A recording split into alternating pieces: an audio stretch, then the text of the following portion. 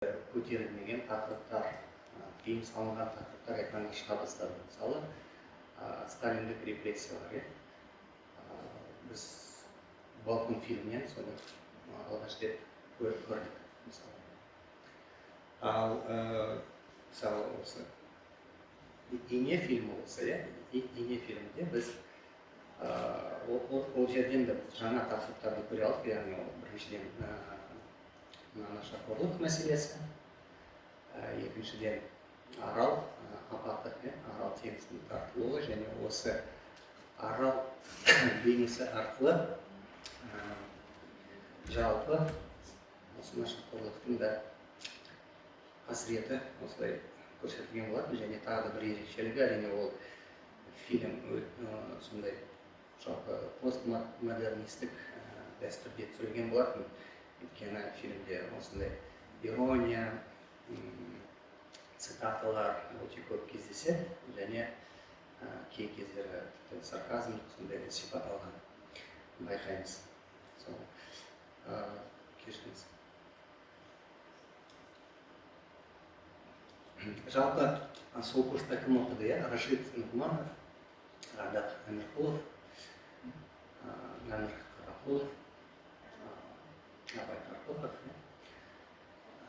Дәрежан Өмірбаев, бірақ кейін ол кинотануға ауысады, дегенмен де киноға қадам басқан болар. Яғни, сосын тағы бір феномен, осы кезге дейін қазақ киносы жалпы тек қана Қазақстанның шеберінде көрсетілетін.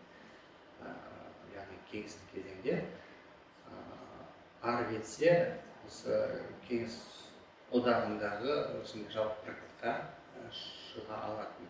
Бірақ бұдан ары аса алмайды. Өйткені оған белгілі бір себептер болатын. Енді көбінесе әрине кеңес одағында бірінші Ресей болатын, кейін Украина, Грузия, сол елдердің фильмдері кішкене сыртқа халықаралық аренаға шыға алатын мүмкіндік болған. Ал басқа елдерде ондай мүмкіндік аса көп қарастырылмаған. Өздеріңіз тарихтан білетіндей, мысалы Абдулла Қарсақбаевтың «Менің атым Қожа» фильмі Канн кинофестивалінде арнайы жүлде алған болатын. Бірақ ол 67 жылы, яғни 4 жылдан кейін экранға шыққаннан кейін. Және ол фильмді режиссерсіз, ешқандай түсірілім топсыз апарған болатын. Жасырын апарған деп айтсақ та болады. Ал енді қазақ киносы осы тәуелсіздік алудың арқасында халықаралық деңгейге шықты. Соның жарқын бір көрінісі, мысалы осы Сатыбалды Нұрымбетовтің «Көзінің қарасы» атты фильмі, ол көптеген жүлделерге ие болды. Сосын Жорж Садуль академиясының сондай Жорж Садуль атындағы жүлденің иегері болды. Оның аты осындай ТНД өкілдерінің бірінші болып кірген болатын осындай үлкен жүлдеге. Сол енді бірінші феномен осындай жастар киносы келді. Олар ескі киноға, ескі дәстүрлі қалыптасқан сондай жанрлық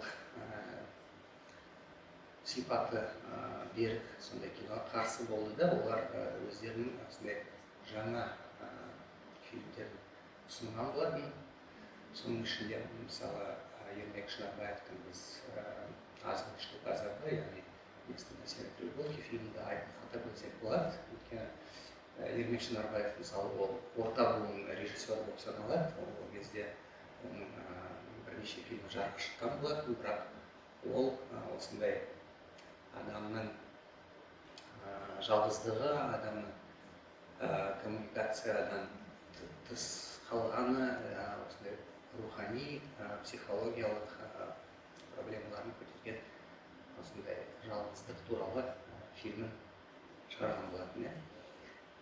Сондай-ақ енді осы курстан тыс режиссерлар, сондай Болат Халымбетовтың «Айналайын» фильмін атап өту керек. Өйткені ол да 1990 жылы шыққан, Алишер Сүлейменовтың сценарий бойынша осы Қазақстандағы экологиялық апатты полигонның зардаптарын осындай философиялық тұрғыда пайымдап көрсеткен фильм болатын. Оның бір ерекшелігі ол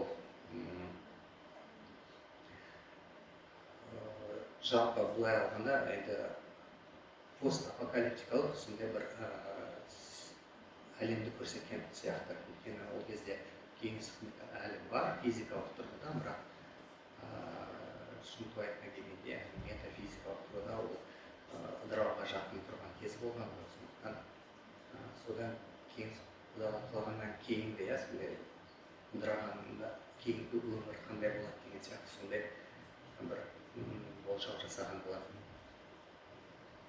Осы тақырыпты бізде қазір академиямызда магистрант Бауыржан Қасымов зерттеп жатыр. Осы постапокалиптикалық яғни кеңістік кинода соның көрінісі табар кеңістік. Сонымен қатар жалпы тағы да бір феномен, енді авторлық кино деген ұғым осы жаңа толқын өкілдерімен тығыз байланысты және өзінің шарықтау шегін осы фильмдерде ол көрініс табады. Өйткені бұған дейін фильмдер енді мысалы Шәкен Аймановтың, Абдулла Арыспаевтың, Мажит Бегалиннің фильмдерінде біз белгілі бір деңгейде авторлық кино үлгісіне жатқыза аламыз, бірақ алайда ол түрлі себептермен, мысалы цензуралық қысым болды, жалпы сол замандағы орта соңында ықпал етті де, сондықтан олар толыққанды мынандай авторлық фильмдерге өзінің толыққанды шығармашылығын көрсете алған жоқ. Жаңа толқында ондай ешқандай тосқауыл болған жоқ, сондықтан олар толығымен осындай жаңа қадам басты және оларға осы мүмкіндік сыйлаған ол кеңес үкіметінің ыдырау сәті. Өйткені жалпы егер тарихқа үңіліп қарасақ, бізде мысалы бүкіл осындай жаңа толқындар, Гүлнар ханым сіз айтқандай еңбегіңізде жалпы әлемдік бір апаттармен осындай елеулі сондай тарихи оқиғалармен байланысты болады. Мысалы неореализмнің пайда болуы, ол екінші дүниелік соғыстың аяқталуы, яғни Италиядағы фашизмнің аяқталуы сонымен тығыз байланысты болды. Яғни Муссолинидің осындай ақ телефондар киносына деген наразылық ретінде пайда болды. Ал француз жаңа толқыны ол да сондай шығармашылық дағдарыстың салдарынан, яғни ол жерде де жағдай біздің жағдай, яғни француз жаңа толқынмен өте қатты ұқсайды.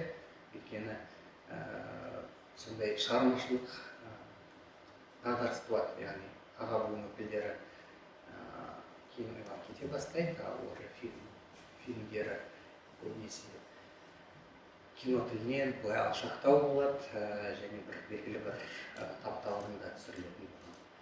Ал содан бір жаңа леп, жаңа сезім жетпегендіктен осындай бір жарылыс сияқты, құбылыс сияқты келеді. Жаңа толқын. Тура солай бізде де болды. Тура солай мысалы одан ерте қалсақ, мысалы неміс киноэкспрессионизмі солай пайда болған.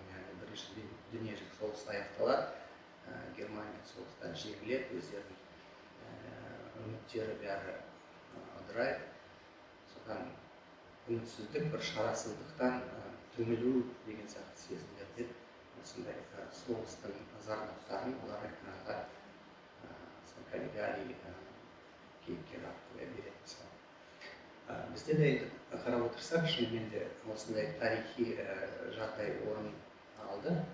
Яғни кеңес үкіметінің ақырындап ыдырай бастау кезеңі, яғни 84 жылда қабылданған қайта құру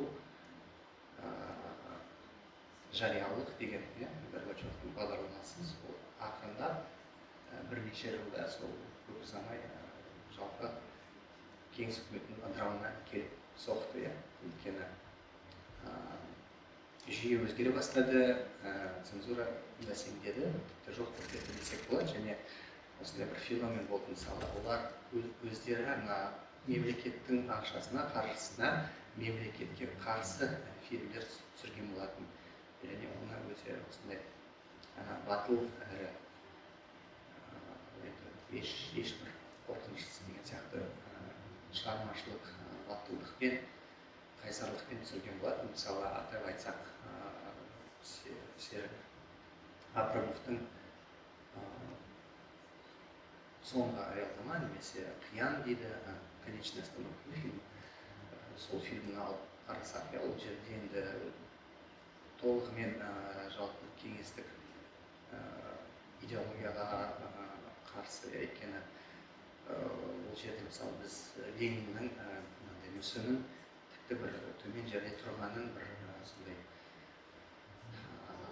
құрмет, яғни оған ешқандай құрмет жоқ екенін көре аламыз. Сосын жалпы ауылдың өмірі қазақ ауылының басқа қырынан көрсетеді, яғни бұрын ол туралы айтуға болмайтын, мысалы қысылатын, ұялатын тұстарын ол көрсеткен болатын. Әрине ол көп жағынан мынандай асыра сілтеген болған, бірақ дегенмен де ол жақта көрсетілген нәрселер, мысалы тек қана қазақ ауылына ғана қатысты емес, жалпы кеңестік жүйеге қатысты болды. Өйткені мысалы құқық қорғау органдарының, ол кездегі милиция қызметкерлерінің сондай заңсыздығы, сондай әлімжеттілігі, мысалы адамды өз-өзін өлтіруге дейін жеткізген. Сондай сияқты көріністер шынымен де үлкен батыл қадам болған. Сосын енді тағы бір ерекшелігі, бір жағынан шетелге көп танылған болғанмен, өзіміздің отанда бұл фильмдерді көбісі білмейді екен. Ол мынандай прокатқа шықпаған, кинотеатрлар ол кезде жабыла бастаған, бәрі жеке меншікке ауысып, біреулері мейрамхана, біреулері ойынханаға ауысып, түнгі клубтарға. Содан кинотеатрлар саны күрт төмендеген болатын, ал ауылда тіпті мәдени клубтар, кинотеатрлар тіпті жабылған болатын. Сондықтан осындай олды бір жағынан қызық жағдай, бүкіл шетелде танымал режиссерлар, мысалы өзіміздің отанымызда бейтаныс болып қала берді. Сосын тағы бір ерекшелік, енді жанрлық фильмдер, яғни атап айтсақ, комедия жанры мүлдем жоққа жақын болды. Өйткені тек қана атап айтсақ, мысалы «Омпа» фильмі 98 жылы жарық көрген болатын, Сатылы ауданында. Бұл фильмді өзінің мынандай эстетикалық құрылымы жағынан, өзінің ұстазы Георгий Данелияның «Мимино» деген фильміне қатты жақын болған. Өйткені ол да бір жағынан ұшқыштар туралы, ол жақта да екі дос, осындай бір келексіз жағдайға ұшырайды деген сияқты, және осындай комедиялық, кішкене ирониялық сондай сарында берілген болады.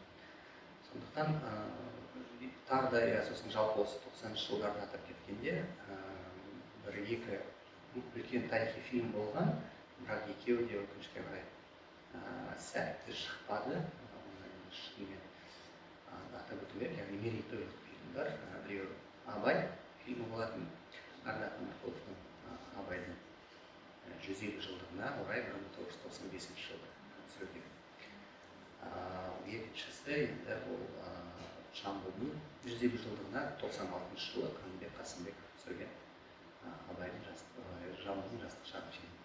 Осы екі фильмде өкінішке қарай енді осындай ойдағыдай шыққан жоқ, өйткені оған енді әртүрлі себептер, ол да әрине бір жағынан қаржылай да себеп болуы мүмкін, өйткені толыққанды өздерінің мүмкіндіктерін аша алмады, өкінішке орай осы екі фильм. Оны да біз атап өтуіміз қажет, өйткені ол да бір тарих, яғни ұлы тұлғаларымыздың осындай экрандық бейнелері осы кезеңдегі. Сонымен тағы да енді жалпы қорытындылай келе, енді шынымен бізде бірнеше осындай тезистерді атап өтейік тағы да. Біріншіден ол 1990 жылдардағы қазақ киносының тарихы ол тікелей жаңа толқын феноменімен байланысты. Ал жаңа толқын ол 1988 жылдан бастап алған осындай 2000 жылдардың басына дейін созылған бағыт, көркемдік бағыт болған қазақ киносында. Және екінші мәселе ол жалпы жаңа толқынның өзінің анықтамасына келсек, ол тек қана Сергей Соловьевтің шеберханасын түлектері ғана емес, ол сондай басқа да жас немесе орта буын, мысалы орта буын өкілдерін Ермек Шынарбаевты айтуға болады, Сандуалы Нарымбетовті, олар яғни өздерінің шығармашылығына бірнеше фильм түсіріп, яғни басқа мүлдем жанрда, басқа сарында кейін осындай әлеуметтік тақырыптарды көтеретін осындай фильмдерге бет бұрды. Және тағы да келесі тезис, енді ол авторлық фильмдердің басым болуы және керісінше жанрлық, дәстүрлі жанрлар, мысалы мелодрама немесе комедиялық фильмдердің өте аз болуы, ол да орын алған жағдай. Және сонымен қатар енді қазақ киносының шетелде танылып, өз елінде бейтаныс болуы, ол да осы факторлармен тікелей байланысты. Өйткені фильмдер көбінесе фестивальдік сарында түсірілген, бірақ солай болса да олар мүлдем көрсетілмейтін, өйткені кинотеатрлардың саны жоққа жақын болған. Тек қана үлкен қалаларда, сол Алматыда, ірі қалаларда санаулы кинотеатрлар жұмыс істеген болды, әсіресе 90 жылдың бірінші жартысында. Тағы да енді осындай қорытынды ретінде айтарымыз,